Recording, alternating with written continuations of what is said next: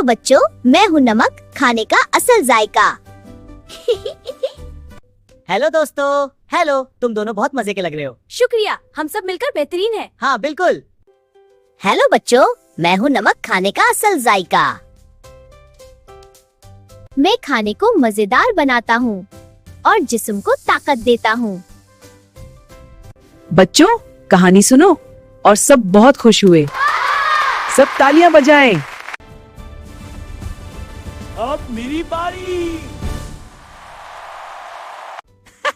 मैं नज़ला, जुकाम और खांसी में मदद करती हूँ। मैं जिस्म को गर्म रखती हूँ और हाजमा बेहतर बनाती हूँ। वाह, जबरदस्त। और मैं हूँ धनिया। मैं खाने को खुशबूदार और सेहतमंद बनाता हूँ। मैं पेट को ठंडा रखता हूँ और हाजमा ठीक करता हूँ। ताज़ी की खूब कितनी अच्छी है। हाँ, बहुत बेकार सुनने। हाँ हो गया। हम तीनों मिलकर खाने को लजीज और फायदेमंद बनाते हैं।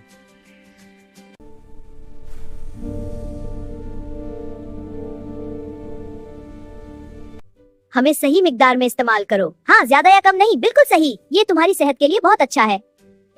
हाँ, सब हंस रहे हैं। हाँ, बहुत मजा आ रहा है। चलो सब मिलकर आ रहे हैं। हर चीज फायदेमंद होती है अगर उसे सही मिकदार में इस्तेमाल किया जाए।